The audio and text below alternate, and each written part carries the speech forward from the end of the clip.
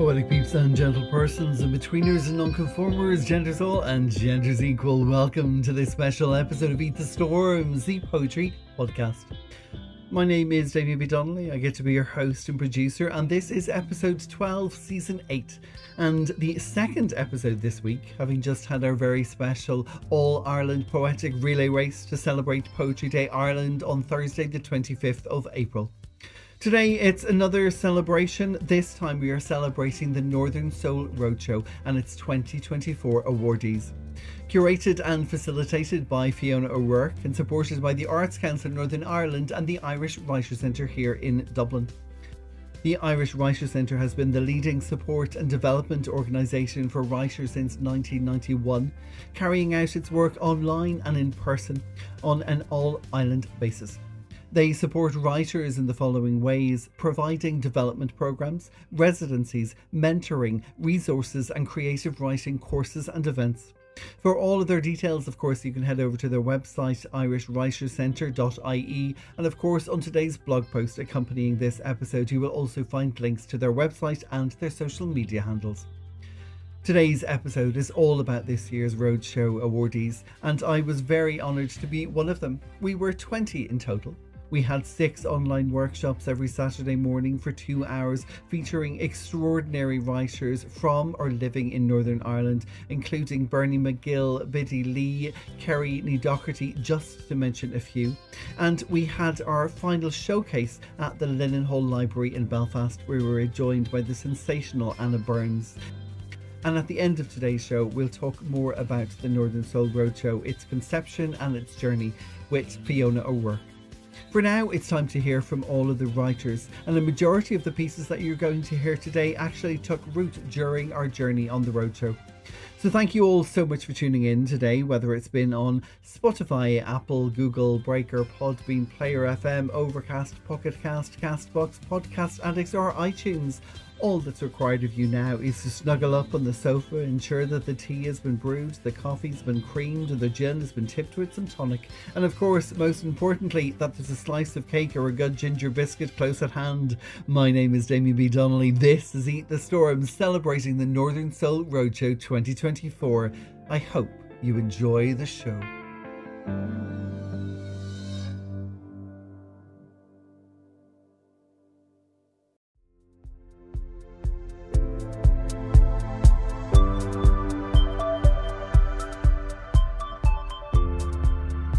Our first Northern Soul Roadshow 2024 reader today is from Carnlough and lives in West Belfast. For 40 years, his stories and flash fiction have appeared in literary journals and print anthologies, and also been featured in the Irish Times and BBC Radio Ulster. We all know him as Tony, but you might have read him as A. Joseph Black. A. Joseph Black, the same, only different. Belfast, late 1980s. This is fucking stupid, Decky. We haven't a clue where we are. We should go back, Hazel says, before adding unconvincingly, I'm not that desperate for a smoke. We're all right. It's just on up here a bit, I say, and point straight ahead, even less convincingly. Everything looks exactly like it does on our side of town. The same streets, full of the same houses, with all the same cars parked outside them, except everything's completely different. Because from these street lamps hang different flags. The curbstones that the cars obscure are painted different colours, and the gable walls at the end of these streets are emblazoned with different heroes, a different set of immortals. We arrive at a square, or at least some sort of flat paved area, seemingly plunked down at random among the streets and roads. It's so new I can smell the chalky tang of fresh mortar. Your man in Lavery's never mentioned this place, Decky, whatever the fuck it is, Hazel says. We've taken a wrong turn somewhere. Let's go back.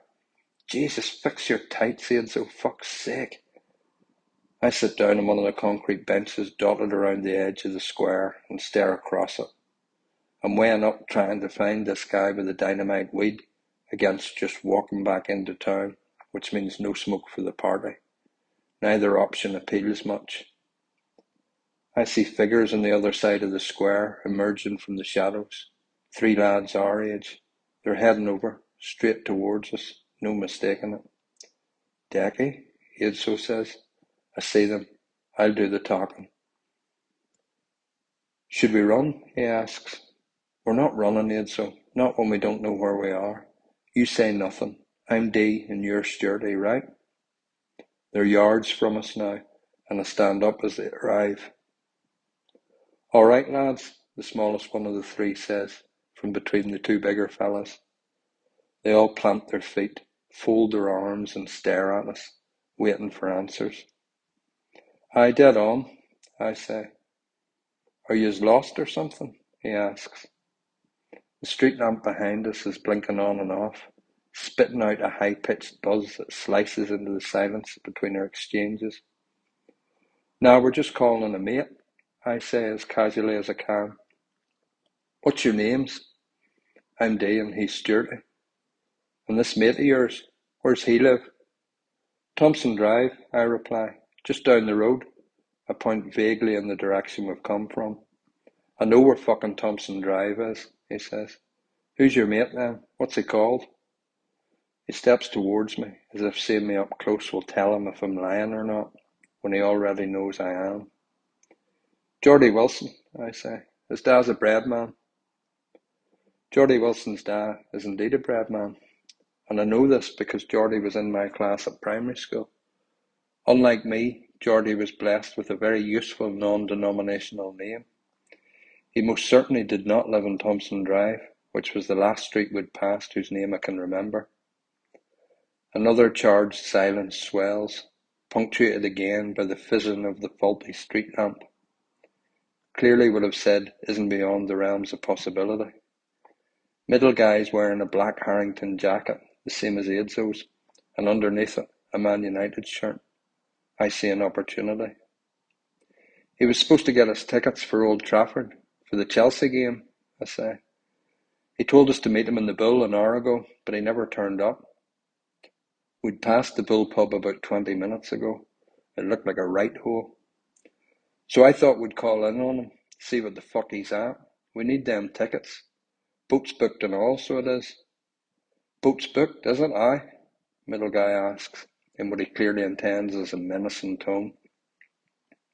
Under the flickering street lamp, his face lights up and is plunged into darkness alternately, like the villain in an old silent movie when the lightning flashes. I feel a strong urge to laugh. Fuck this, Decky! Run! Edzo shouts, and he's away. Before the 3 of them can react, I turn and take off after him. And we run. We run like fuck, Edzo and me. Like we haven't run since we were 10. Breathless, terrified, exhilarated. 3 sets of footsteps hammering along behind us. We all run back out into the streets.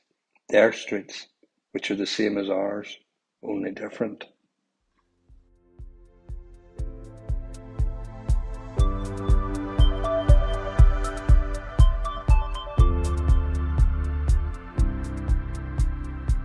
Now we have an Irish-Italian writer who spent her early childhood in the Etna region of Sicily before moving back to her mum's hometown of Belfast. She has published short works of fiction and poetry and is currently working on her debut novel, and most recently she completed a part-time creative writing undergraduate at Oxford University. Her writing explores the themes of cultural identity, alienation and integration. This is Mariana Patani. This is an extract from a short memoir set in the teenage years called There'll Be Days Like This. I'd like to dedicate it to my Aunt Anne, my second mum, and the person who showed me what love, grace and tenacity truly are. It's been 4 months since your aunt's last hospital visit, the one that left her defeated. Through all the scans, tests, lumbar punctures and doctor visits, right up to the final diagnosis of her multiple sclerosis, she'd remained insanely upbeat. There's this miracle drug, she'd tell you. It won't heal me, but it'll slow things down. No wheelchair for maybe 15 years. But there was a catch. There's always a catch. A neurologist had told her she'd need to pass a simple test to qualify for the drug. Walk 10 paces unaided. 10 paces for them to stump up the cash. 10 paces for her to lead a semi-normal life. But she'd fallen like a sack of potatoes on number 8, her legs caving in under her. Lying on the stained linoleum floor, you'd watched the hope seep out of her. She was inconsolable as you left the hospital ward, knowing the fall had sealed her fate, and it would only be a matter of months before she'd need the wheelchair hidden in the closet under the stairs. You no longer recognise the person she's become. Some days, she won't even get out of bed. You'll open the front door after school and find the post on the mat and the curtains still drawn in the living room. On other days, you'll wake to the sound of the kitchen radio and find her on crutches, making you porridge. She'll hand you a packed lunch, saying, "Have a great day at school." You don't know which version scares you more, the listless one or the fake smiley one. You've been hoping that if you give it enough time, the real Auntie Anne will return, and you need her come back because you're not sure how much longer you're capable of hanging on. Auntie Anne is your mum's younger sister, the wild one. When you were little, you were so excited when she'd come to babysit, the sheer glamour of her. She'd walk into the house with the scent of expensive perfume wafting behind her, wearing a leopard print blouse and flared cords. She was all luscious hair and fake eyelashes, smoky eyeliner that would make her eyes pop like in the fashion magazines. And you'd head to Curly's supermarket with the windows rolled down on her yellow Honda Civic, the Supremes blasting out from the cassette player. You'd feel pure class, humming along to Baby Love, wanting everybody to notice you sitting there right next to her. Her visits were the promise of forbidden things, of chocolates snuck to you while your mum was busy making tea in the kitchen, of joyously impractical and fun birthday gifts, much like the woman herself. She'd lived with Granny until she'd moved in with your mum a few years ago. Back then, she hadn't the first clue how to do a load of laundry, and she still hasn't fully mastered the washing machine cycles. You've taken over washing the school uniforms after one too many telling off at the morning assembly, pulled up for that pinkish tinge to your white school blouse and beige socks. And there's no mystery in how the tinges come about, for Auntie Anne is prone to throwing the burgundy pinafore into the washing machine with everything else. But she's proven to everyone that she's anything but flighty. Overnight, she's had to switch from scatty aunt of second mother. She nursed your mum for 2 years, watching on helplessly as cancer sucked the life out of her in this very living room. Of course, it had looked very different back then. The chintz sofa stored away in the garage under the plastic sheeting, making way for the electric bed and the medical paraphernalia. You were 9 when it all started, 12 when it ended. The day after your mum's death, you'd hidden in the garden, behind the garage with your cousins, escaping the throng of neighbours who'd come to gawp at your mum in the open casket. You'd gone nowhere near the coffin, and through all of it, you'd had her, your unflappable Auntie Anne. One night, well after midnight, she'd spotted the light on in your attic bedroom. Instead of scolding you, she'd sat down on the edge of the single bed, careful not to bang her head on the slanted roof. She'd asked you a few questions about the book you were reading before switching off the lamp and lying down next to you. And you'd fallen asleep like that, hearing the lashing rain on the tiles above your head, knowing you were safe.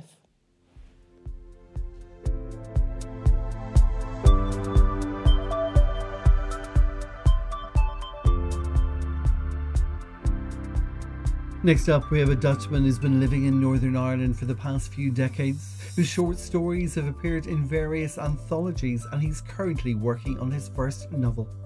With work often erupting from the northern Dutch coastline of his childhood, this is Remco van Straten.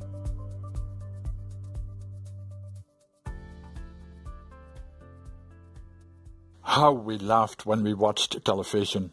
My mother, my dad, my brothers and I. Squeezed on the sofa with coffee or tea. Gezellig.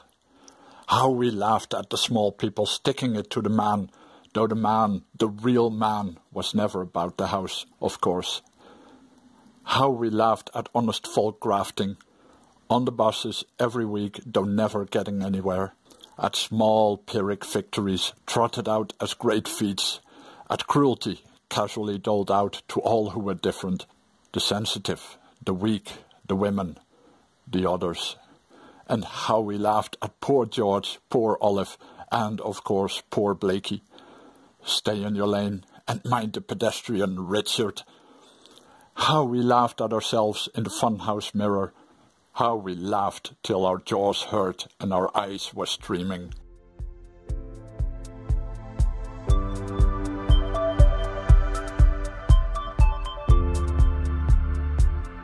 And from one writer who was born in the Netherlands to a writer who spent 10 years living there, and that's me, your host and producer, who was delighted to be a participant in this year's Northern Soul Roadshow. I am, as you already know, the host and producer of this podcast, the editor-in-chief of the Storms Journal, and my debut pamphlets were published by Hedgehog Poetry Press. Eat the Storms in 2020, followed by a micro collection in 2021, in the Jitterfoots of Neon, a conversational collection with Eileen de Prayer, and then in 2022 they published my debut full collection, Enough. And next month, Tourist Press will publish my second collection, Back From Away.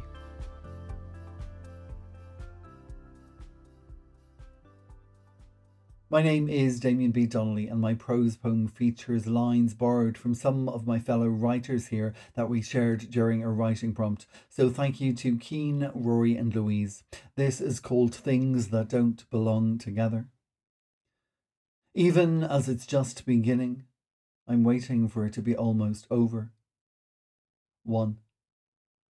There is a plot in the village centre where you've been laying for more than a century. And more than a century will follow you. Continue to caress bare bone upon your carcass. Press the impermanence of life into this bed of ever, forever after. Even at the beginning I saw how we'd sink at odd intervals, never in sync, into a hole not always dug to the cut of our curve. Why didn't I find secret messages stashed in toilet cubicles in place of badly drawn penises and numbers that didn't dial? 2. On a post-it note in Paris once, on a mirrored toilet wall of that white wolf that never bit, left in pen, I read the line, "Let our bodies be our first compass," and stretched myself across its soil, along its cobbles that later cut. Later, still half cut on Sundays, we slipped amorphously below those cobbles, smothered ourselves in the death of Le Catacombe, where once a compass directed bones beyond. A collection of bones has more in common after death than during the breath. I try to call, but the number doesn't work. That cubicle of stick dicks, only a coffin awaiting cremation. The etymology of adoption is an old French word meaning to choose for oneself, or in Hebrew, to make stronger. 3. There is a tree in the back garden, now mine, once yours, theirs, before it was even owned, when roots were rented and you belonged in borrowed beds and never wondered how well it fit your frame. I've cut this tree. These past 3 years, passed through a pandemic where the plot was never considered, but the closer I come to the root, the further I fall from the branch that bowed once to burrow me in. Adoption doesn't entangle itself totally. The totality of all your bones buried under the same soil is less bound now by colour of eye, commonality of liver disease, defect, dementia. I'm back at the beginning, trying to remember, asking what you chose and how it made you stronger, wondering whose cobbles you stretched across when the war relocated you, still body before it fell to bone, to England, to a world away from this parish, its plot and all your endings that were once upon a time beginnings. and placing lines down next to each other on a page that have no connection, though one day they will lay my bones next to yours, and beyond the blood that didn't bind, they will find a way to connect us.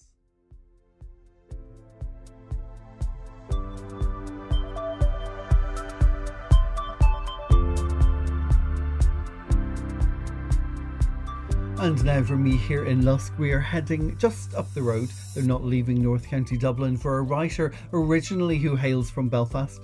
She is a member of the Irish Writers' Centre, currently working on her first novel, and her adventures in creative writing resumed in 2011, and since then she's attended many classes and workshops both in Ireland and the United Kingdom. This is Terry Donaghy.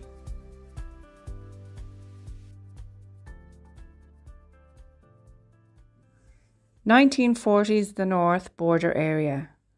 Joe Short noticed that women on bicycles were less thoroughly searched than the men. The customs officials spent more time chatting and looking at the women instead of searching them. So Joe procured a bicycle and oiled the chain before dispatching his sister Una 12 miles away to Dundalk to collect a list of rationed items, including eggs, sausages and nails for the cobbler. Una was an expert in sausages. She'd tie them around her middle and distract the customs official to the point where he'd forget to search her. One customs official in particular was a favourite of hers. He was tall, dark and very handsome in his uniform. He spoke with a charming brogue and always took his time to make sure he complimented her in some small way. Una looked forward to her encounters with him and found herself volunteering for trips to Dundalk. Joe was concerned that her face would become too familiar, but such was her infatuation and boredom that she insisted.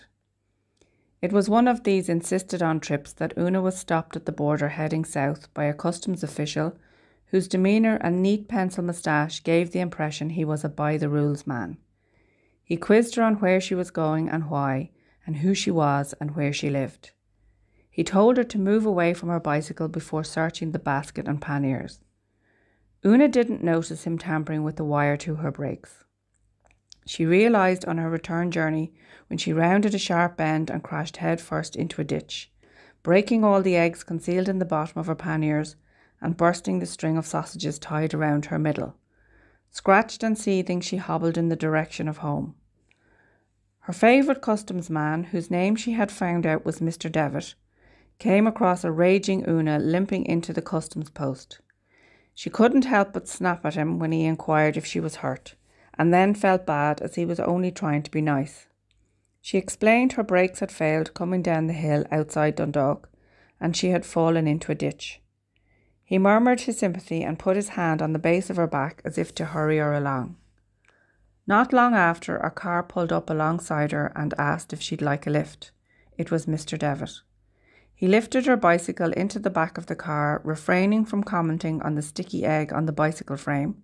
He handed her what was left of her messages after she had settled herself into the front seat.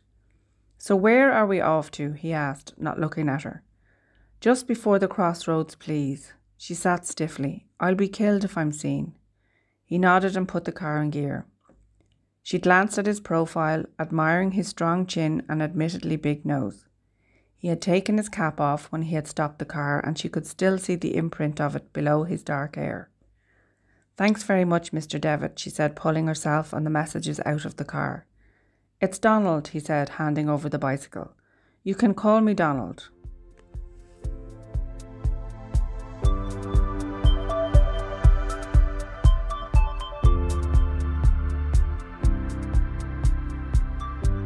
We are heading a little further north now to Dundalk in County Louth for an emerging writer who mainly works in fiction.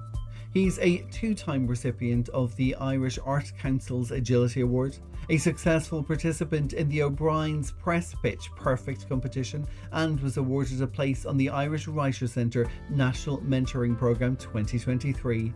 This is Kyle Mulholland.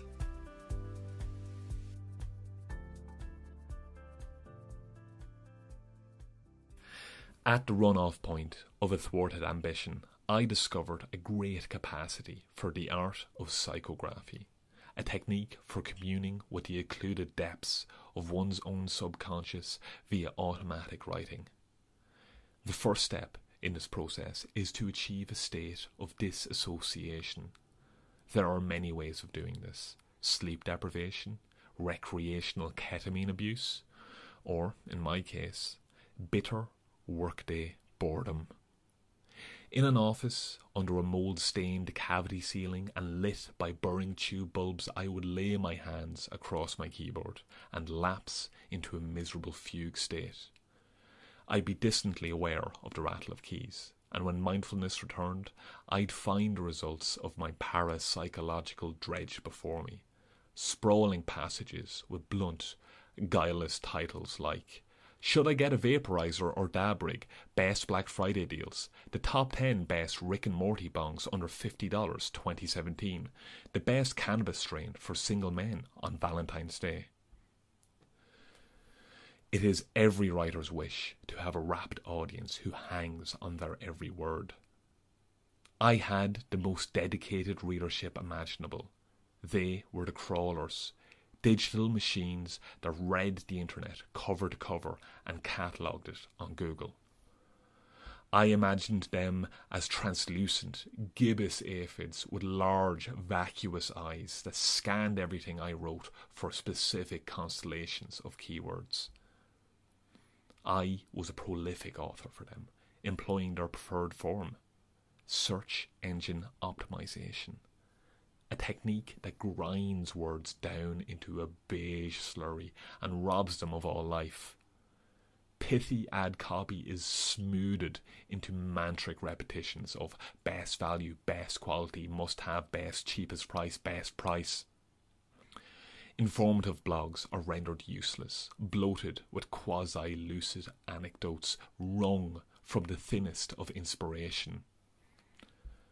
You've probably even seen the touch of SEO in pornography, titles denuded of their double entendres and replaced with lurid instructionals stating what fluid will feature in which orifice. In writing for machines, I began to feel like one, a mill that clanked out dead words with no thought or passion behind them. I had to walk away, to starve my readership. This wasn't the end for my dead words. They drifted across networks of backlinks and mirrors until they settled like sediment into a vast data set. Linguivore learning models ate up everything I had written, and through some necromancy used my dead words to teach programs how to speak. Now, across the internet, the machines are writing for themselves, an Ouroboros of keywords and crawlers.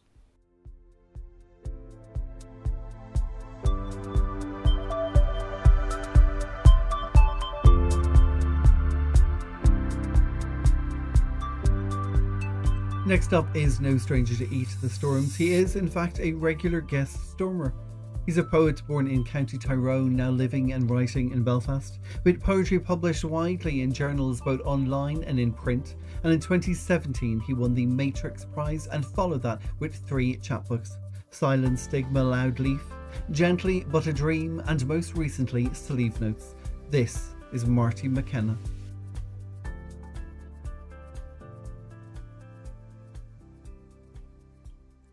Hello Damien, hello everyone. Great to be back on Eat the Storms. Absolute pleasure to be here for the Northern Soul Roadshow special. I'm going to read the poem that I read, one of the poems that I read on the day in the Linen Hall Library. Thanks to Fiona for the prompt. The first line of the poem is the prompt that Fiona gave me. And it's basically, I was asked by a friend, Terry, to write a poem commemorating his uncle's murder in the Milltown Massacre in Belfast back in 1988. And this poem is called 36 Years, and it's for Terry. It was all filmed with dusky Kodak clarity. The spill of soil into sky and helicopters lingered above. Bullets and shrapnel, now goosebumps on headstones. Long runs the gun. He made off shooting as infinite helicopters hovered, and as the world watched, he killed 3, wounded 60. You, brave you, your rest is a mark of the slow loss of years you should have had, you should have enjoyed. There's still pain in the injustice of it. There's an open wound in this heart. Thanks for listening. Have a lovely day.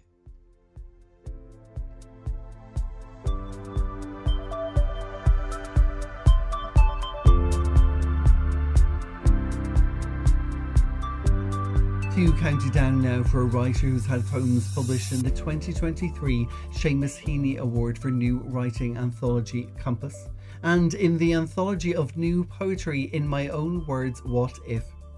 Her writing was accepted for the Royal Society of Literature for the Bonnie Greer Workshop, and her stories have aired on BBC Radio Tell Tales. Her poems have also been exhibited at the Belfast Book Festival in 2023, and we were both neighbours last year at the John Hewitt International Literature Festival and reunited again this year for the Roadshow. This is Heather Fleming.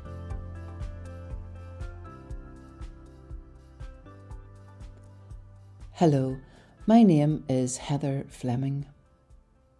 This is part of a poem, more a series of micro-poems. I wrote it by repeating and recasting a title.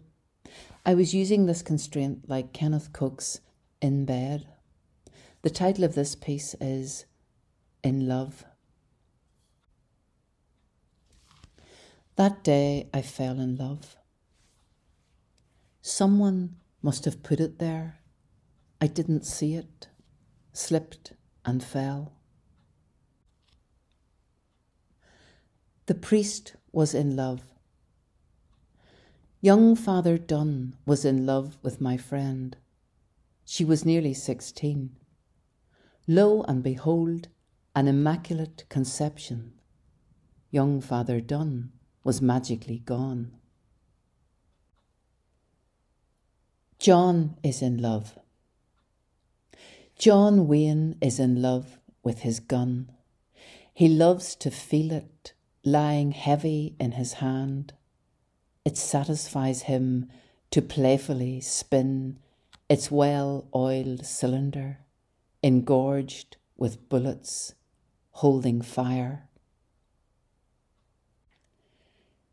She is in love with the dirty man.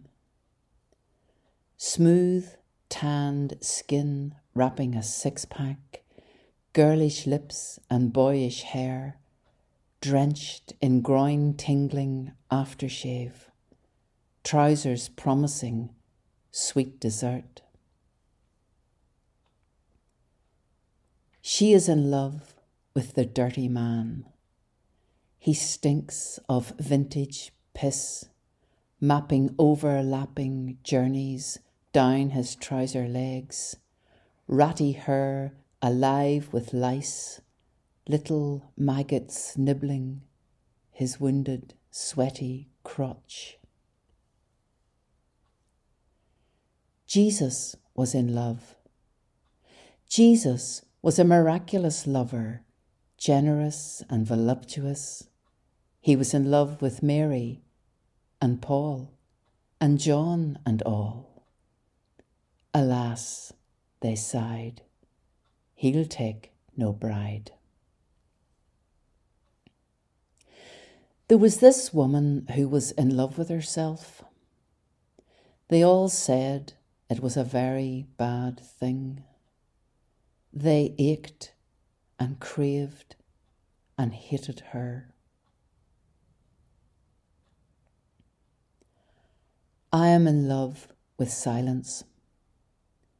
When they've all gone and taken with them their old, well-worn talk. Silence slides up against me with a familiar, perfect lover's touch. We merge, a weightless, delicate one.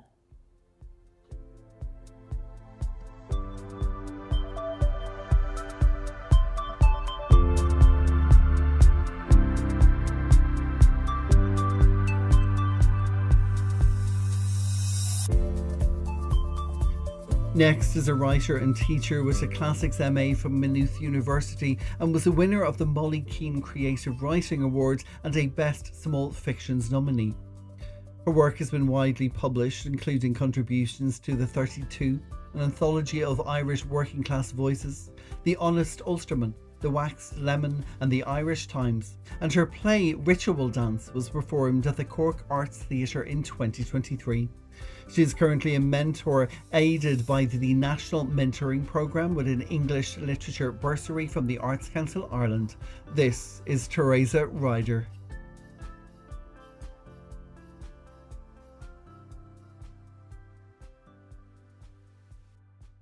During the Northern Soul Roadshow, we were asked to consider if there were any themes emerging from our writing.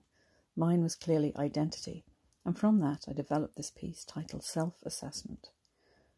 I am Irish with an English accent, defined as other in both places, but the truth of my identity lies in stored memories, flickering pixels of the mind that fasten my story as securely as the hereditary binds of DNA. Some of these memories are a glimpse at a past I barely knew, but the retention of these fleeting moments implies they had meaning. Of those, I pay most attention to the recapture of my maternal grandmother, Cathy Carew. I believe we all called her Cathy, but that impression is evoked by my father's voice saying her name. Perhaps I had no moniker for her. I was 11 when Cathy died. I have no recollection of that event. Although my memories of Cathy are few and vague, I often draw them down to analyse. We met her each summer, an adventure that began when my parents would haul the 5 of us and a huge brown suitcase along a dawn-dark platform of London's Euston Station. Then, 6 hours later, head count us up the crowded ramp of the Holyhead Ferry. The final leg of the journey was on an Irish bus that bounced over potholed roads, shaking us laughing from our seats. The driver stopped halfway for a pint. Within 2 hours we would make it to Cathy's deep country home, where a pot of stew bubbled on the hearth. It was made the day before and let sit overnight, melding flavours and colours. She would reheat it on the day of our departure, timed with our progress. I liked the notion that as the London platform whistle blew, her wooden spoon turned the cold jellified mixture in preparation for its slow revival. I don't remember the taste, but I remember it was delicious. Cathy's image comes to me as a short, light-framed woman with a cap of dark, wavy hair. She rose to matriarchy and widowhood, and I didn't argue when she insisted I wash my hair from the leaf-strewn rainwater barrel. She would sit me on the 3-legged stool in front of the fire to dry my hair, which grew to my waist in a torment of thick waves. I later shed most of it when a school friend sitting behind me rolled her thick bristled brush through the dense mass until it stuck. My hair had to be cut to my upper back, above where the offending brush sat. I was delighted, my mother distraught. Cathy, a year gone by then, had no input. But I remember Cathy perched beside my stool, dabbing at my soaked head with a towel. A futile endeavour, but that blink of memory remains, so there must have been value in the encounter. Perhaps it was her voice, which I can't recall. Maybe she sang. They say she was a good singer, her party piece being the ballad Spancel Hill. Years later, in an Irish London pub, where those who yearned for home gathered, a stranger sang Spancel Hill, his rendition opening by whooping out my grandmother's name with a little jig of delight. Some memories are fastened by emotion. A regular in Cathy's kitchen was Johnny, a tall, angular man whose loud voice teased me into hiding. I would peer from the gapped bedroom door, watching him crush mice with his Sunday shoes as they scurried past the fireplace.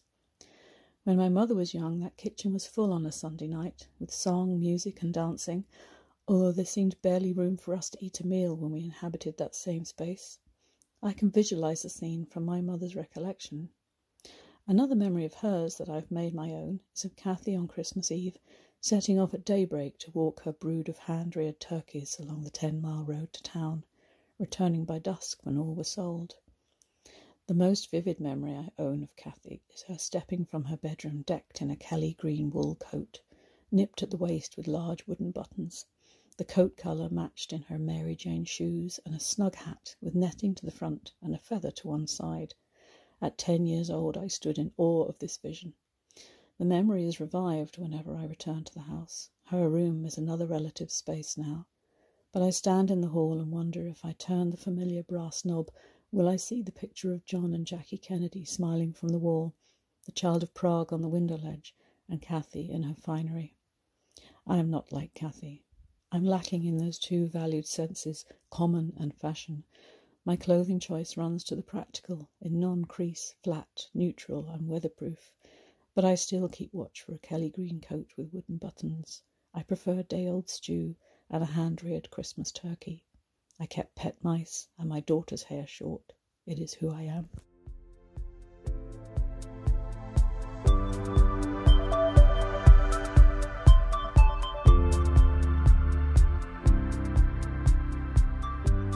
We are coming back to Dublin now for the recipient of an Arts Council Agility Award in 2022 and also a Irish Writers' Centre Mentor Member Duo programme in 2022. She is about to be published in the new issue of The Stinging Fly and takes writing courses at the Irish Writers' Centre, building expertise and enthusiasm for the most dramatic of art forms. She is a poet and painter. This is Eileen Malone. Premonitions. When I was 18, I went to ask the advice of a white witch.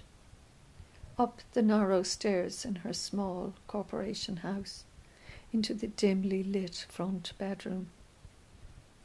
I settled into the chair across from her at the circular table, the curtained window at her back.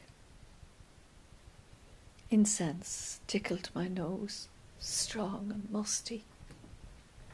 Scent of patchouli released into the air as she flicked her head and shifted her long wavy hair over her shoulder. She seemed so worldly to my naive self. She took my hands and gazed into them. Frowning, she looked up. "You have a suicide's hand. Look there." And across my right palm, the hand that shows what lies in for you in life, a single line, etched deeply, slashed from above my thumb, right across and around the side of my palm. It is a red line, deep and definite, unlike the other lines, which are only a little darker than the skin. It is crisscrossed with smaller lines, a chain of thorns. She compared the left and right palms side by side. My left hand, the indicator of what I was born with, has the usual 2 horizontal and 2 curved vertical lines, along with all the minor ones. I looked back into her old hazel eyes and mentally rejected her prediction. But her stark pronunciation still rattled me. Later, though, a few months later, I saw in the paper that actually it was she who took her own life. So many years later, I think it is double those years when I was 36 and my daughter was 15, I saw a very different fortune teller. A tree surgeon, a large man, lived with his family in a house in the middle of the Phoenix Park. We drove around the park on a dark, windy evening, and finally we found him. His room was populated with toys and soft furnishings, and a feeling of being lived in happily. He sat behind a large table that he cleared as I entered, placing books on shelves behind him. A couple of lamps, their dim yellow light eased out, created an intimacy in the room, a shared space between us where secrets were spilled out in the cards on the cloth. He took the tips of my fingers in his to peer at these lines in my hands. "Whoever you love," he said, referring to the dominant line across my right palm, "is lucky. you love with an intensity that involves your entire self, your heart, your soul, and your mind. Your family is very fortunate to have you.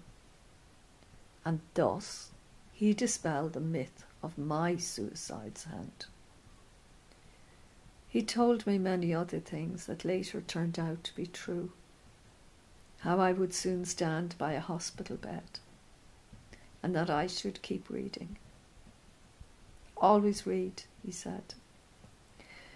As I picked up my bag to leave, his expression changed as he looked directly at me with a sudden stern warning.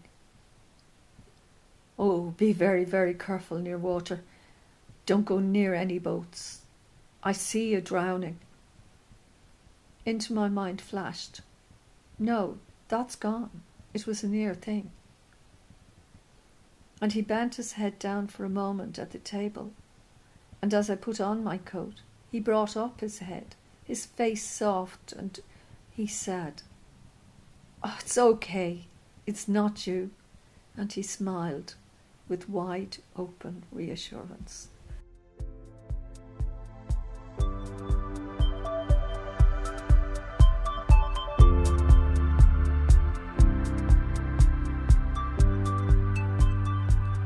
My next guest may sound familiar to some of our listeners, and that's because he was with us on our special episode of the podcast just last Thursday to celebrate Poetry Day Ireland, and he was our County Armagh representative.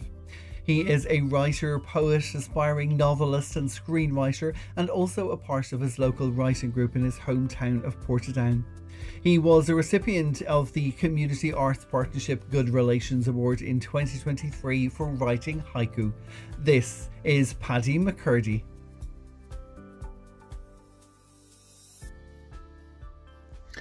This is an extract from a short memoir titled Portadown Catholics Demand Better Buses. When the school day ended, that's when it started. A jittery bolt to the fleet of 3 buses parked at the sports hall. 2 for Lurgan Craigavon and 1 for Portadown. You had about 6 or 7 minutes after your final class to get down and catch your bus. If you were late, you were left, and you couldn't hang your hat on the sixth formers pleading at the driver to wait. Instead, they laughed ferociously out the back window as you galloped in vain at the rolling wheels. It was so crowded. I ran as quickly as my feet would permit to grab a seat, otherwise you would be standing, and standing made you stand out. The doors lay open for 1 or 2 more minutes, then they closed, then the bus sped out the back gate. That was it. No escape. I always cupped an ear towards the older lads, hoping they were gabbling and everything else was forgotten, but that was rare. Most times the cunts were eager to go. Earlobes, odd-shaped heads, angular attributes were all fair game. "Ruffle bar head," Jimmy Mooney shouted. I still cannot figure that out. It must have been an old-fashioned cut I got from Vincey's Barbers, but I went along with a half-creased smile. You had to. One look at a school bag said it all. Disband the RUC, free the POWs, Brits out, no talking, no walking. There was barely a space on his bag that wasn't plastered with a slogan. Jimmy made Jerry Adams look like a Jesuit. When our bus passed the peelers of the Brits in their Land Rovers, Jimmy stood and growled out the window like a guard dog hearing a fence clatter. There were rumours after Rosemary Nelson was murdered that he was one of the main men at the riots on the G Road. He was only 17, but I wouldn't have put it past him. He could unnerve people, but I didn't mind him. At least he was being himself. He liked words too, and as we both got on at the same stop, it cut me some slack with the older lads. During the riots, a bus was hijacked, set ablaze before smouldering to a charred and mangled wreckage. A circular was issued by our principal after lunchtime that the bus would not be travelling up the Garvaghey Road and that we would be dumped at Shillington's. Lunacy. It was akin to leaving Greenpeace activists at a National Front demonstration. Shillington's Quay, right on the Bann River, where in 1641 a notorious massacre of Protestants by Irish Catholic rebel Tuil McCann occurred. Tuil was presumably tooled up, given the estimates of fatalities.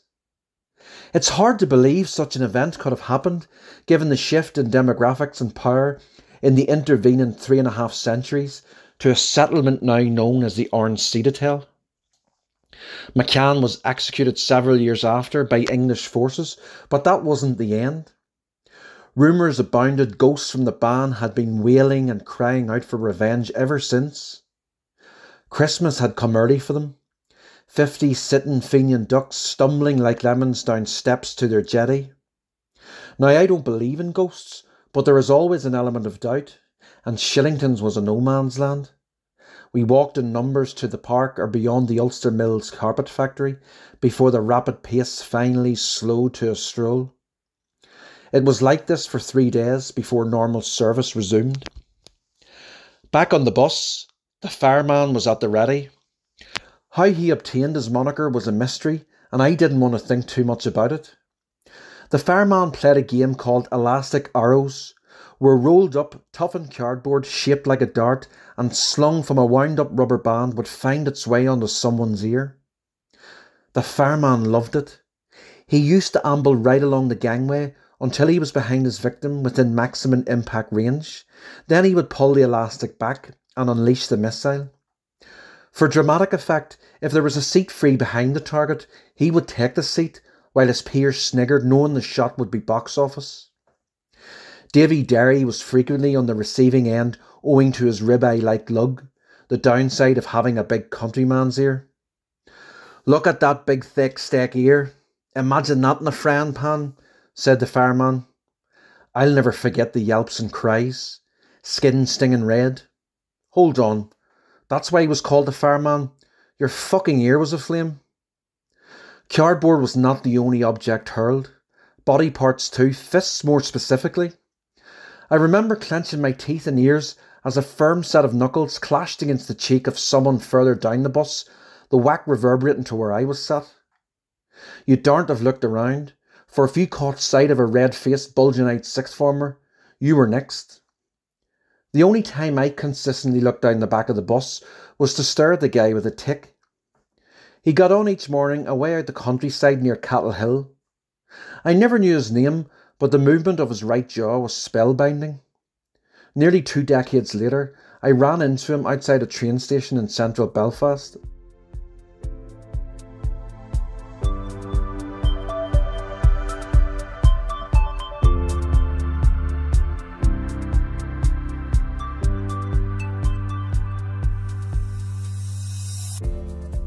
Next, we have a spoken word artist and theatre graduate whose work has appeared in print in the United Kingdom, the United States, Australia and Ireland.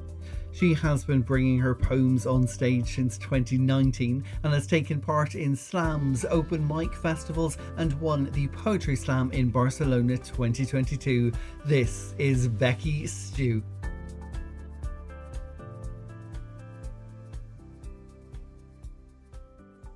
Diminishing returns. I don't know when I stopped being sentimental.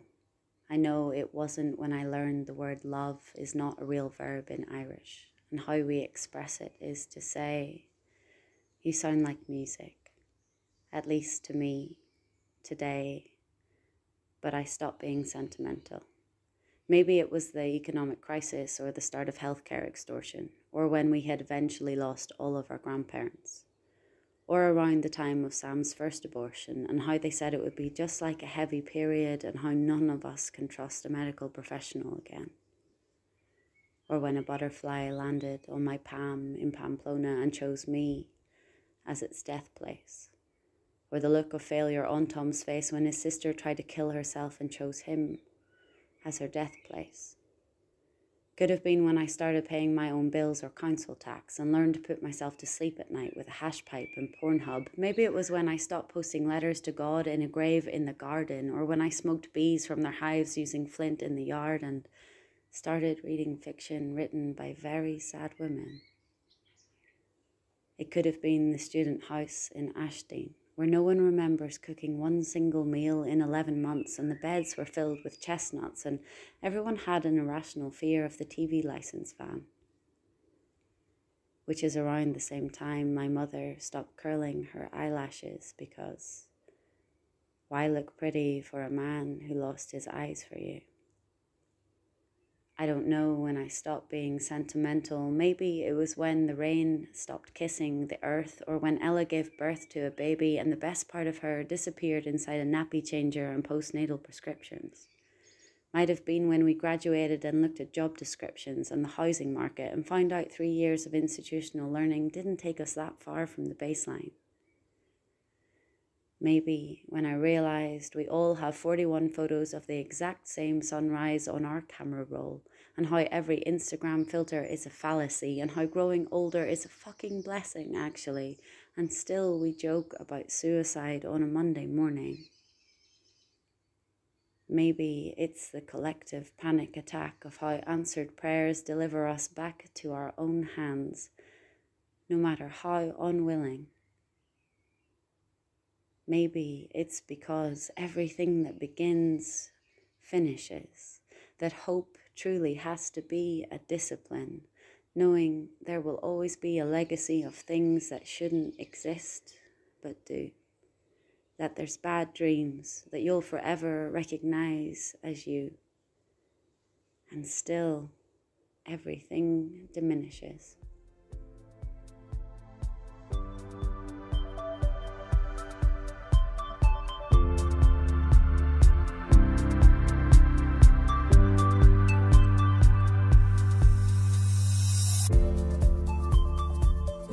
My next guest was also with us last Thursday for a special episode celebrating Poetry Day Ireland, representing her county of Antrim. Her work has appeared in places like Poetry Ireland Review, Washing Windows, Abridged, The Honest Ulsterman, The Bangor Literary Review and Poetry Jukebox, to name but a few. She was shortlisted for the Over the Edge New Irish Writer of the Year in 2018 and longlisted for the Hennessy New Irish Writing in 2019. The Arts Council awarded her an Individual Disabled Artist Award in 2020, and she has been the recipient of a Community Arts Partnership Good Relations Award in 2023. Anita Gracie has a rare condition called Friedreich's ataxia, which attacks her mobility and speech, and therefore today Anita's niece Jacqueline Gracie will read her poem.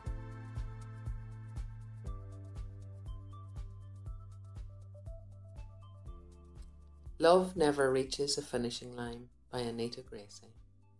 Read by Jacqueline Gracie. My teenage brother finds his first love in the echo of riots.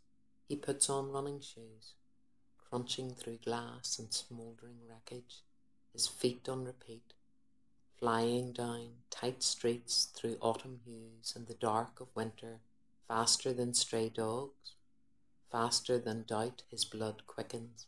His breath thickens, warped tarmac rises to meet his drum through spring bites and summer rain, painted curbstones, fluting the lane, thoughts set free, dashing in and out. Now a riot of light creeps the ceiling, the afternoon sun is fighting into his ward, his artery blocked, a stumble in plain sight. Age nipped his heels, but he doesn't let it overtake. Not yet. His daughter, fresh from her run, fixes his pillow, reminding him it's a marathon, not a sprint. Her cornflower eyes long them once more to lasso laces among blossoming birdsong.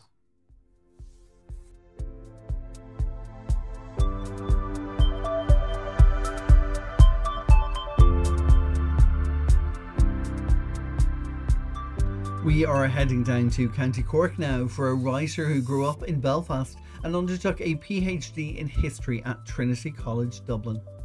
His fiction has been published in a number of places, including A New Ulster, Books Ireland magazine, the Madrigal Press, and the University of Ulster's New World's New Voices.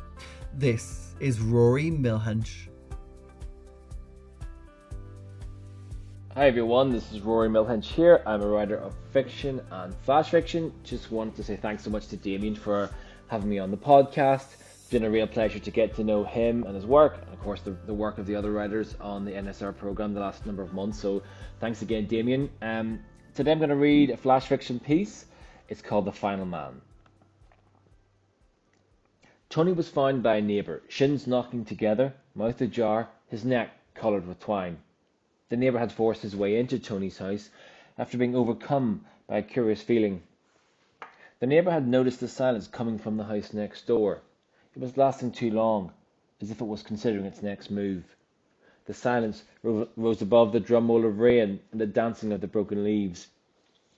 The neighbour felt uneasy and replayed the last interaction he'd had with Tony earlier that day. Doubled over, as if he had dropped something, eyes pinned upwards, as if he was expecting something, Tony had mumbled, "Why didn't I find secret messages stashed in the walls or in toilet cubicles? Was there nothing they could think to warn me of?" These words had haunted the neighbour even before his dismal discovery. Ascending the spiral staircase of Tony's house, the neighbour felt a breeze pelting along the upstairs landing, as if a window had been left open. "Tony," he called, his voice playing a tune of panic. There," he stammered, now worked up into a frenzy. He pushed back the door of Tony's bedroom and saw him swaying there, from his makeshift gallows. Tony had climbed up on his writing desk to get high enough off the ground, and the twine that he had used to hang himself with had been fastened to the ceiling by a long row of hooks. The neighbour wondered what sort of dress rehearsal Tony had staged to make sure this mechanism would support his weight. Did he try more than one type of twine? Did he worry about changing his mind halfway through the act, scrambling to release the strap, but being too late to stop it? Maybe his last word was a no, called out in regret, or a choked help. The neighbour thought of the heavy passage of time and how many excruciating nights would need to be withstood by Tony's family. His adolescent son, his young daughter, perhaps even his estranged wife, if she ever returned. There was a feeling of intense coldness in the air, and the neighbour felt melancholic that he had been the one to cut Tony down from his awful throne. It should have been someone who had known the man that fulfilled this gruesome duty, and not a stranger he rarely exchanged even the most customary of pleasantries with. The neighbour allowed himself another look into Tony's eyes, which looked like they were turning grey. The neighbour had the feeling that Tony's body was now an unmovable object, like a boulder, which the paramedics would be unable to lift into the ambulance. The body would be abandoned in this room forever. It was at that decisive moment that he decided to look at this event as positively as he could. He admired Tony for going through with this most final act, to which there could be no reply. There was no note, which allowed the neighbour to reconstruct Tony's mindset as heroically as he liked. Yes, he went to this darkness quietly, the neighbour supposed, as if he was returning to a friendly childhood landmark. The neighbour freed the noose from the hooks on the ceiling and laid Tony down on the carpet with the garland of twine still around his neck. His frame felt hollow, as if the blood had been drained from it. Suddenly the neighbour heard a crackle, and his eyes caught a luminous flash outside the window. The fireworks had started in the silhouette of exploding ribbons. The red and yellow bolts looked unreal and electric, as if they had been projected onto the black digital screen of the night. So, thought the neighbour, the clock struck 12 without me realising. It is the beginning of a new year.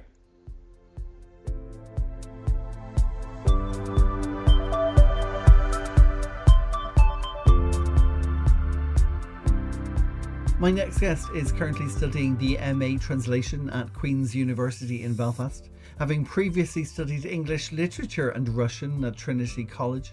He is the former editor-in-chief of the Trinity Jolt and is the current translations editor for the Apiary. Last year, he attended the Belfast Book Festival as an Irish Writer Centre Young Writer Delegate. This is Cian Dunn. Cian Dunn. Anyway. We followed one after the other out of the house in stages, stretched out under shadow of sun. Dad insisted he take a photo of us outside the front door, himself excluded from the moment by virtue of his capturing it. The two of us had recently walked along Shop Street in Galway. With his new Canon camera, he was newly determined to catalogue all our new memories. I raked the soles of my white Adidas runners, which my mum had somehow allowed me to complete my otherwise proper communion outfit a few weeks previous, over the gravel to position. standing tiny below my older sister and tall above my younger one. I wasn't starting school, I wasn't finishing school. Why should I smile? Steady, smile, click. My lips stayed kissed. That was the start of our trip. Standing there soundless, beneath shimmering sun and surrounding sky. A single moment captured, saved, to be glossed over, once processed and developed. After that, once or twice, or maybe several times more, if it happened to be happened across. We had a long holiday ahead of us. We piled books and bags into the boot. Mum's leaf green Mondeo was sand red hot to touch. It hurt to open doors, roll down windows. Mum turned around and beamed at us with her hand on the headrest.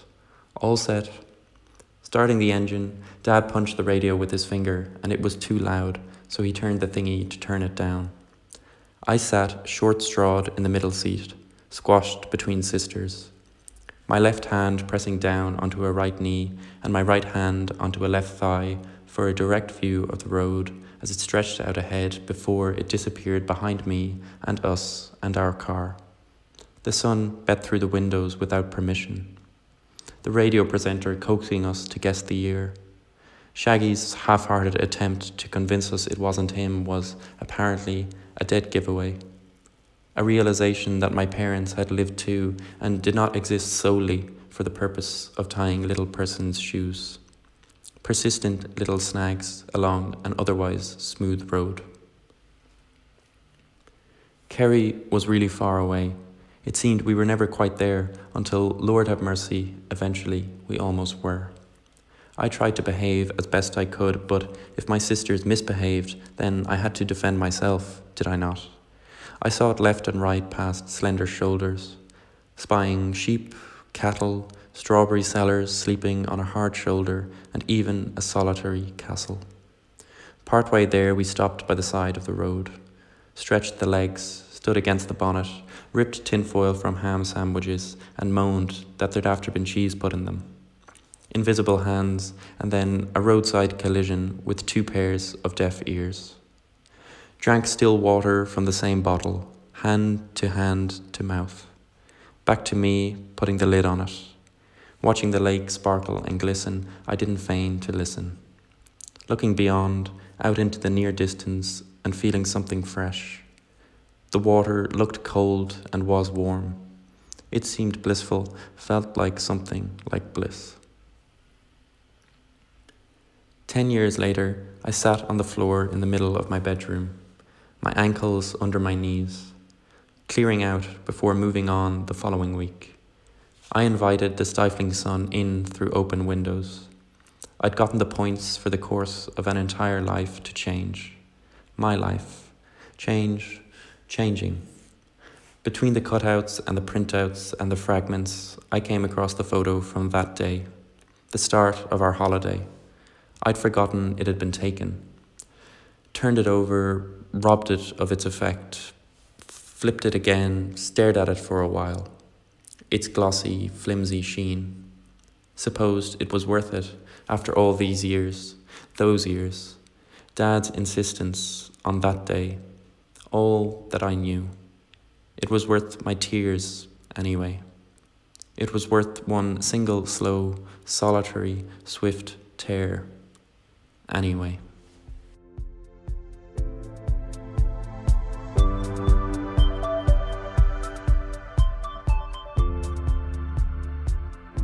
My penultimate guest today has poetry appearing in places like the Rialto, Abridged, The Honest Ulsterman, The Waxed Lemon and The Stony Thursday Book. She was selected as a young writer delegate for the West Cork Literary Festival in 2022, and her writing is archived in UCD's Irish Poetry Reading Archive. Taking a break from writing her first collection, this is Darcy Duggan.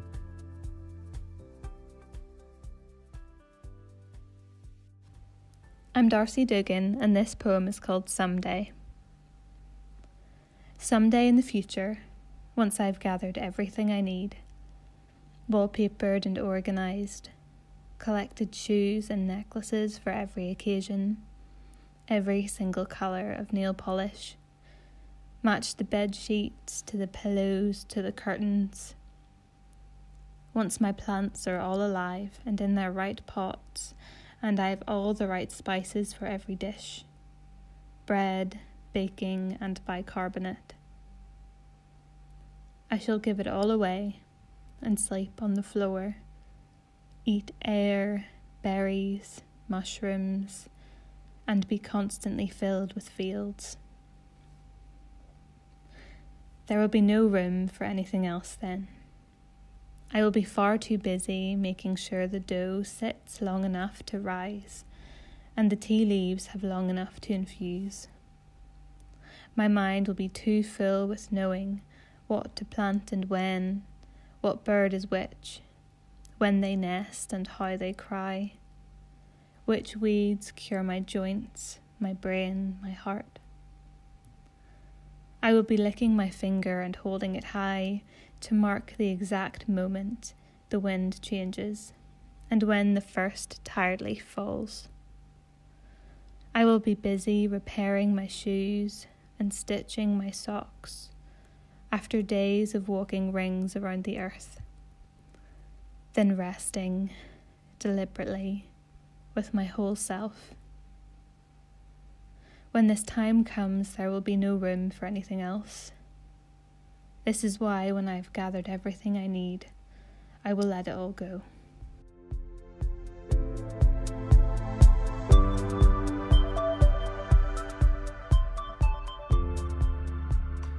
And now, before we go behind the storms for our chat with Fiona O'Rourke, our facilitator and curator, Fiona has graciously agreed to read herself. Her work has appeared in The Waxed Lemon, The Lonely Crowd, Zonder, Books Ireland magazine, The Broken Spiral, The Fish Anthology and The Storms Journal. And her short story, Wrong Whiskey, was a prize winner at the Fish International Short Story Award. We will talk more about her writing shortly, but for now, this is Fiona O'Rourke. Bullet Points, Life During Inner Wartime, an Autofiction by Fiona O'Rourke. 2009, deep in Wexford County, a sleepy-eyed bungalow, skylights with Velux blinds at half-mast, shadows dapple a cabinet, reinforced steel as tall as a man, the cabinet's padlock secures a shotgun and a box of ammo. Like a horse, the gun sleeps standing up. It dreams of deer, rabbits, pheasants. It never dreams of humans. Its owner, let's call him the gunman, says the local doctor paid him to take care of the treacherous crows that squawked above the health centre. The doctor paid the gunman with a bottle of red wine.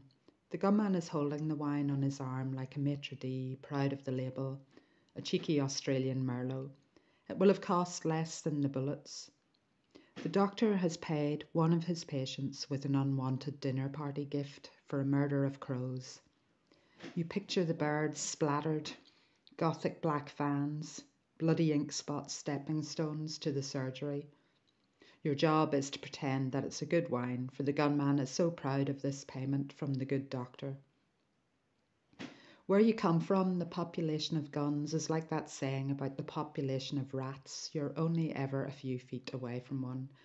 They're under floorboards, in the drains, behind walls, in the water tank, on the rampage in attics. They scrabble in ditches. An RUC officer once told your father that every household in a certain town possessed at least one firearm. That can't be possible. You think about Webleys cradled as keepsakes, long after the B specials, the pistols that dream about who knows what. The Webley motif will skulk about your narratives, but no character will bleed out on your fictional watch. Rifles, pistols, and machine guns are so part of your true landscape, the rule of Chekhov's gun can't work. If you follow the rule, every single character will be shot. The end. Despite spending 3 decades in close proximity to firearms, you will not sink at the weight of a gun until you're in your 4th decade. The legally held single barrel is out of the cabinet, up on your shoulder. Your gaze down the shotgun is not unlike a gaze down the arm for Yoga Warrior 2. The corrosion in your gut says you don't feel like taking it any further. No instinct crooks your finger around the trigger. It feels like this gun's recoil could propel you through a wall. Your daughter tries it for size 2, a ceasefire toddler with integrated education, now college-bound, white lab coat in her backpack. The gunman laughs that she can barely hold the shotgun's weight, that she can't be a true scientist until she's blown up at least one laboratory, that she has the right accent for that sort of carry-on. This side of the border, jokes about bombs and shootings aren't so loaded. You rub your gun shoulder often, but the weight lives on. It will be some job to exorcise the weapons from your fiction. And now it's time to learn all about the Northern Soul Roadshow. This is Behind the Storms, today with Fiona O'Rourke.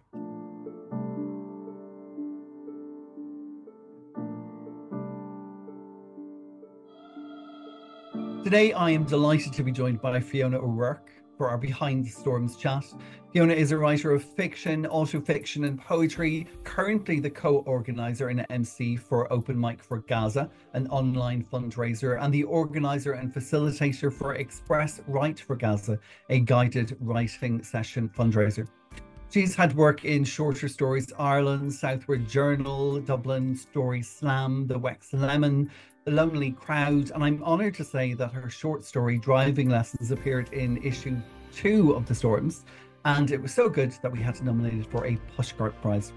She was born in Larne in Northern Ireland and moved down to Dublin to study for a Master's in Philosophy and Creative Writing at Trinity College, which apparently proved very productive as she was the joint winner of the 2016 Irish Writers' Novel Fair with Have You Found Luke, and won the inaugural Ex Borders project with the Irish Writers' Centre and the Arts Council of Northern Ireland in 2017.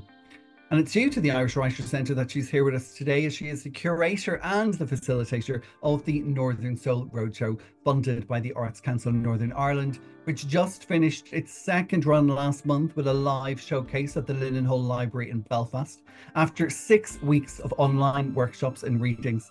And of course, today's episode is dedicated to the voices of the 2024 Roadshow awardees. So Fiona, thank you so much for being with us. Maybe you want to tell us a little bit about how the Roadshow came together. To start with, a little bit perhaps about your father, to whom we know that you dedicated the Roadshow. Oh yeah. Thank you, Damien, and thanks for all those lovely things you said, and for yourself and Eileen nominating me for the Pushcart with the short story that was in The Storms. It was really lovely to be included in the print journal, and then such a lovely surprise to be nominated. So thank you for that.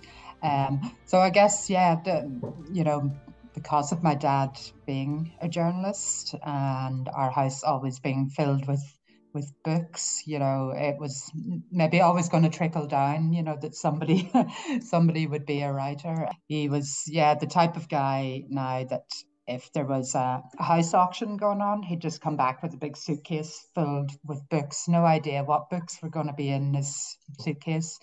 But those sort of house auctions where whoever owns it is selling off everything, and they sell like a suitcase of books for, I don't know, £2 or something crazy.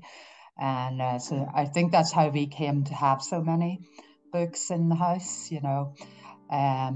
So he was a journalist for many years in England, and then in Belfast at the Irish News, production journalist. And he also wrote a column, Dúchas, on traditional Irish music. So he was, very, very involved in the music scene, in going and enjoying music, and also in writing about it, And then very active in the National Union of Journalists. So that was I suppose they called them the chapel when they have an NUJ meeting. It sounds a bit churchy, the chapel meeting. So he was in the chapel in Belfast and was a lifelong member of that. So he was in the union, working and active in the union all through the Troubles, so he would have been very much remembered at the conferences, after hours of heated debate and argument,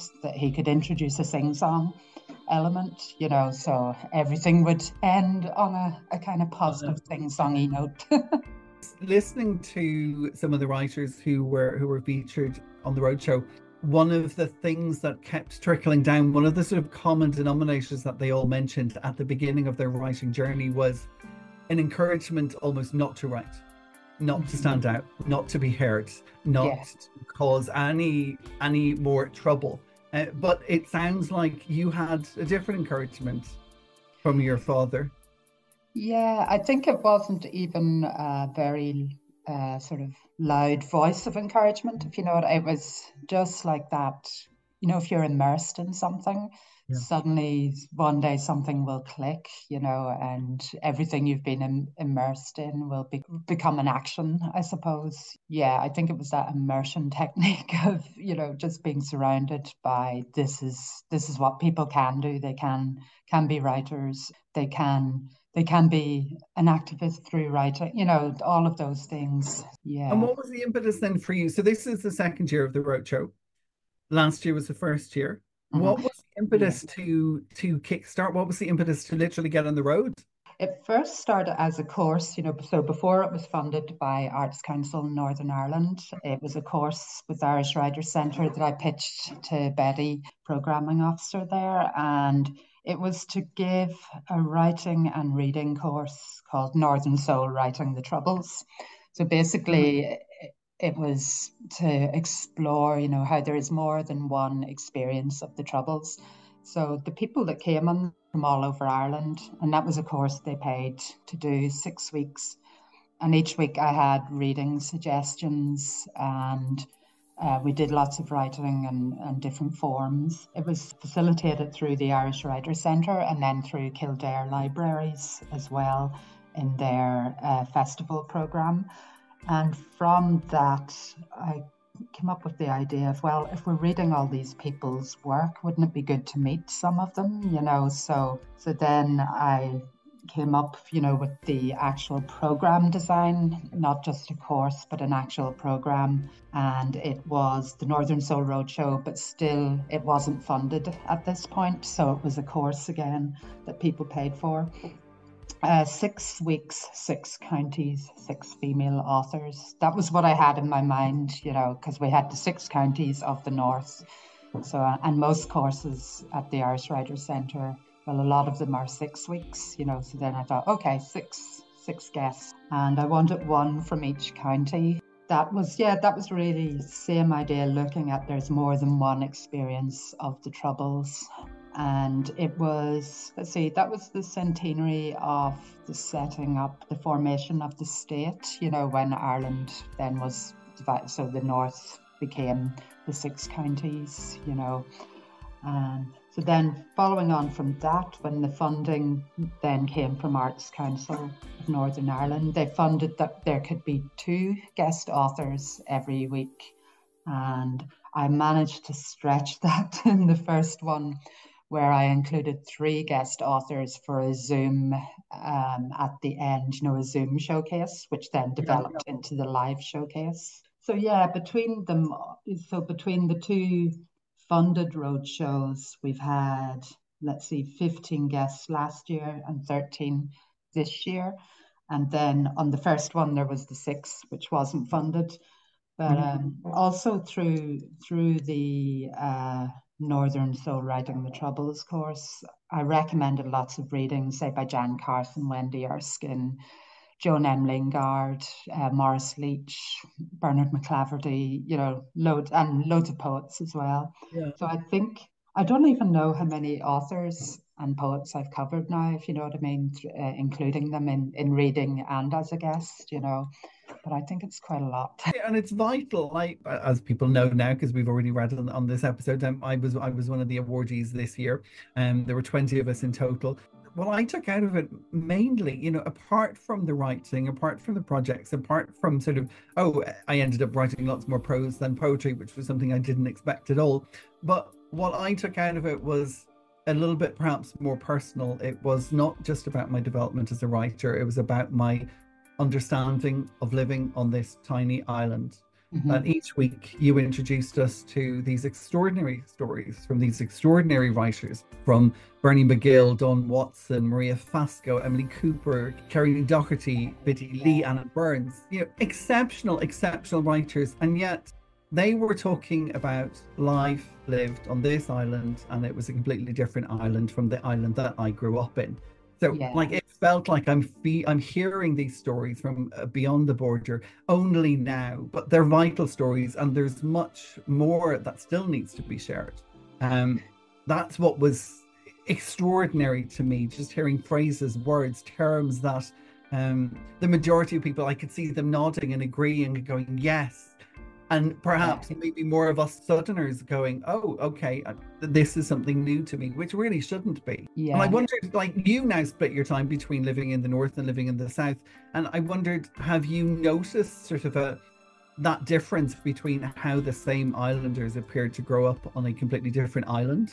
Yeah, it's very much like how you described there about the people I would have met people from around the island in Donegal, because I went to the Gaeltacht, and I think our school teacher was really good at getting grants for people, because nobody would have really been able to afford to just take off for 3 weeks to Donegal, you know. So she used to get these grants for a handful of kids from Larne to go to the Gaeltacht. So then I got to meet people from Ballymun and Roscommon and Derry, and, you know, who I never would have met living in Larne, you know.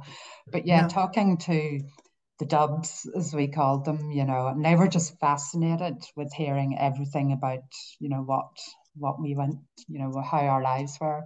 And then they were also extremely scared to go across the border or to go to the north. You know, they just couldn't imagine going there, you know.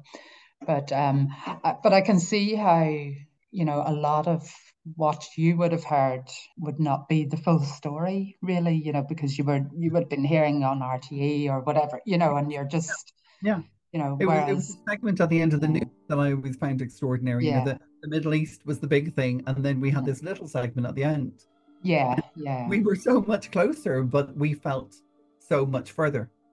Yeah, it's a very strange thing, but in the Dáil press conferences and things like that, I think any correspondent, journalist who was covering the North were classed as foreign correspondents. They were in with the correspondents from the US and Spain and Italy, and so they were classed as foreign correspondents because they were covering the North. So go figure that one out, you know. But I think this is the great thing about fiction, that it can show you something you kind of know, but you don't really fully know. You know, like you would have had some idea, I'm sure, of what was going on. It reminds me of when I read Kite Runner. So that was back in 2005 or something. Khaled Hosseini. I suddenly went, hang on, this was all on the news in 1980, you know, about the Afghan war. Why did it not trickle down? You know, obviously I knew it was there, but it wasn't meaningful at all. But when it was put into a story form, you know, it just became absolutely real, and, you know, something I could really, really empathize with then, you know. So I think that is, the absolute vitalness of storytelling. You know, it has to stay, doesn't it? Completely. That's like I was just going to say, you're continuing that on now with the open mic for Gaza. So I know you have another one coming up. Is it the 28th of April? Yeah, so that's the last Sunday in April, which is also Global Pay It Forward Day. I was just in a discussion with writing friends, and we were saying what international days take place in April. And then one friend said, oh, look, Global Pay It Forward, this is an ideal day, you know, to do, because it makes people are already in that mindset, you know, of giving, this is you your know. second open mic. It's on Zoom. This is the second that you've had. You've already raised over $4,000, over 4,000. Yeah, so that's between the first open mic for Gaza and the writing sessions at the Hendrick in Smithfield. So people, are just donating, you know, even people who couldn't attend, and the guest writers were donating their time as well. Is there a link that they can find, if our listeners are listening in? Is there a link that they can find in order to donate? Yeah, so the hashtag is open mic for Gaza, and so any of my social media will have, you know, the open mic for Gaza form on it. So it's a Google form, so the link, you know, is in my bio. So on Twitter, on Facebook, on Instagram, the link is in my bio. And I'll put the link on the blog post for this episode as well. So that's brilliant. Thank you, Damien. No, not at all. So going forward, is there already plans underway for the Northern Soul Roadshow 2025? Or are you taking a breath of air right now? Yeah, I have to write up the report for this one and send it in to the Irish Writers Centre and the Arts Council for Northern Ireland. And thanks to all of you participants, because I'm including everyone's feedback in that report, because it is a writing community. It's not just me telling them it's, everyone saying what happened. So hopefully, they will fund again. And I think as each year it has developed with a different element each time, then there should be some kind of different element the next time. I don't know what that would be, but I think possibly because of the live event, it would be better to have some one-to-one time for the participant writers. So it would be, I think, ideal to have another sort of element to it where people do get their one-to-one mentoring talk, whatever way they want to spend that time, on how it will support them in their writing on, for a live event. And the bar was set so high, wasn't it, with Anna Burns as the special guest? It's what can we possibly do, You've set yourself up now. Again. Yeah, just invite Anna back again each time, So what about yourself? We've spoken already about your father being a journalist and, the books being at home. What was it? Because something that I'm asking everybody on the podcast this season is about beginnings. What got them first interested in writing in the first place? Was it just from literally going to the bookshelf and opening up these books and having these stories and doing these journeys within these pages? Or was there a specific moment that you remember suddenly going, oh, maybe I could write something? Yeah, I guess when I was young, I used to tell my brother and two sisters a bedtime story each night, and it was called The Hospital Story, and it was set in a hospital, and it had a dog in it. That's what I remember. But so that I was probably about 5 or 6, I think. Wow. And so that was an oral sort of, just telling a story. And so I think there was an episode each night, so it must have been heavily influenced by TV, I'd say. But in 2009, I did my first creative writing course with Jim Maguire, a poet down in Wexford. Yeah. And so that really just kick-started me. And it was because my daughter Rachel went to university then, to DCU. So then in the evenings I was doing, Monday night is yoga, Tuesday night is Tai Chi, Wednesday night, and so on. So Thursday night was creative writing night. So, and I just really, really stuck at it. After that, I started going on Claire Keegan's fiction workshops because they were in Bunclody and I lived in Wexford, so I went on a good few of those. And I think because of that experience, even though I don't have a degree, that's why I would have got onto the masters, because most people have to have a traditional degree to do a master's. But I'd left school at 18, started work. Actually, I worked in a newspaper office in the Irish News. Okay. As a copy typist, and my first published story is set in a newspaper office. And it's like the hospital story, but only for newspapers. But then, did you feel a pressure then when going to Trinity? That was there a certain, you have this, how did you get in here? Did you feel that you had to prove yourself even more, or were you just? Yeah, I nearly crapped myself when I saw the reading list during the summer, and I was like, where am I even going to get all these books? And, but ended up buying all these books. And then when we got there, we didn't even, nobody even mentioned a reading list and stuff. But yeah, it did feel like imposter syndrome already exists for writers. So then imposter syndrome times another 1,000 then, because of getting into Trinity and not having a degree and being surrounded by kids the same age as my daughter, who'd all just done their literature degree or. That's interesting, to go from that, so you said, from crapping yourself on that first day, or you just looking at the reading list, to now not only being a writer, not only having that success, but also now building communities, bridging communities, erasing borders to a degree, in terms of like what I was saying earlier, suddenly sharing of stories that, you know, were stuck behind these walls that have come down, but you know, the voice hasn't quite made it. Huge congratulations. Having been a part of the roadshow this year, it was incredible, because we're now, you know, I now know 19 other, well, 20 including yourself, other people that we are linked to and connected to, and I can see, even just from the chats that have continued, that will continue. It's one, I think Ireland, well, not only Ireland for me, but my writing life now is like this great big Venn diagram of all these overlapping groups, you know, which is amazing, you know.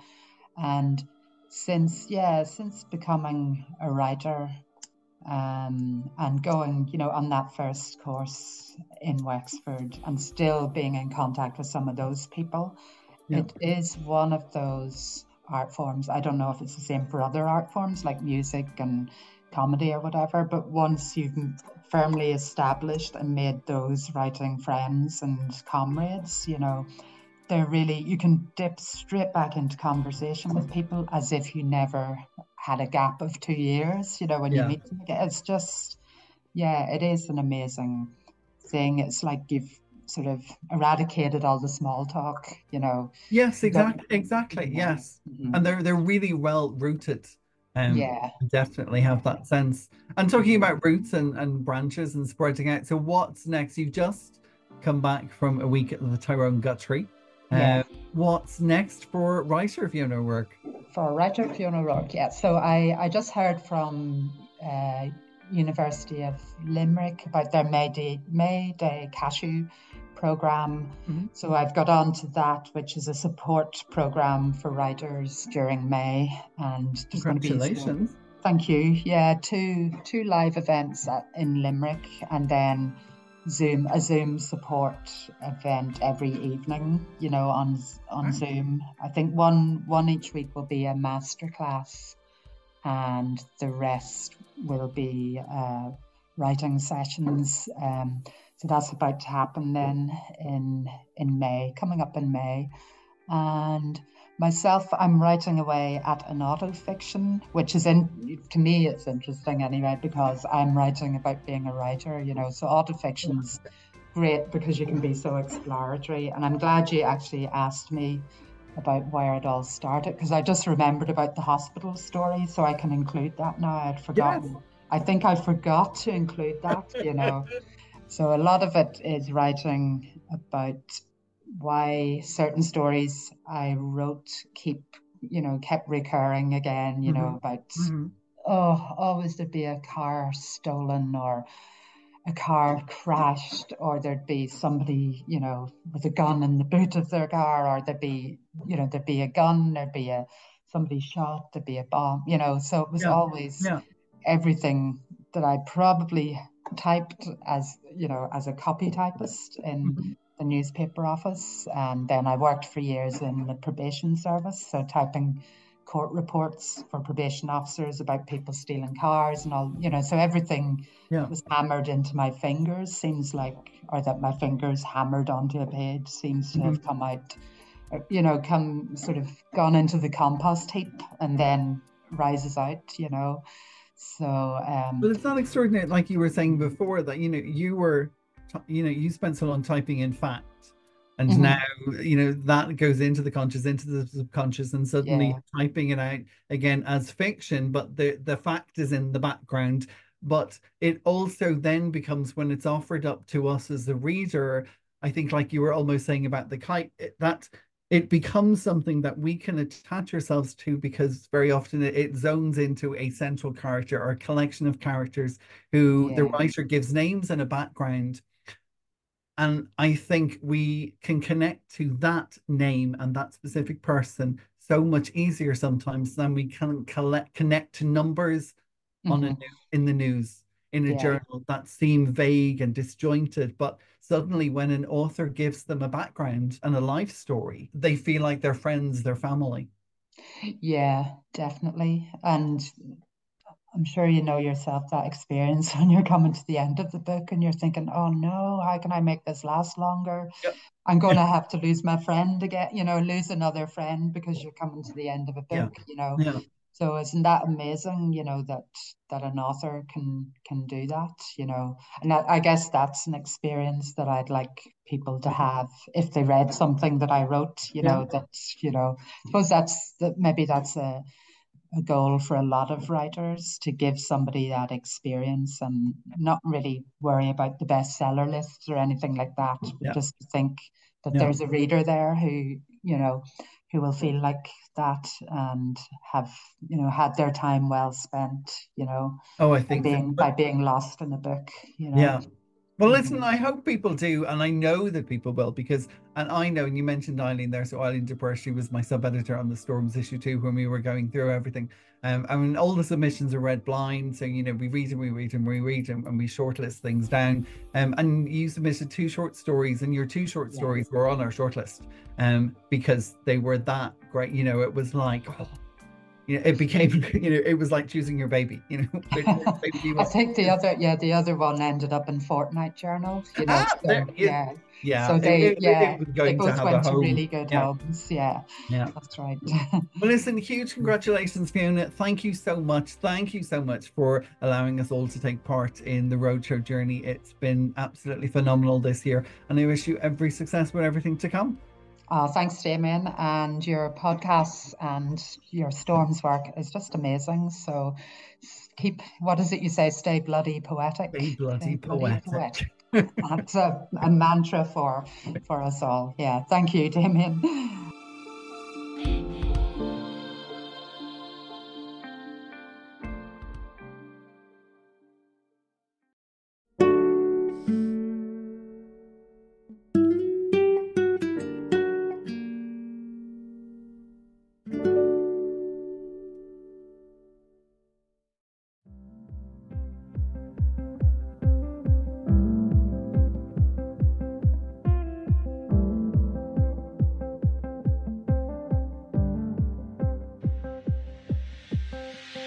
Poetic peeps and gentle persons, in-betweeners and nonconformers, genders all and genders equal. We've reached the end of this special episode of Eat the Storms, the poetry podcast, here to celebrate the Northern Roadshow and the journey of its writers for 2024.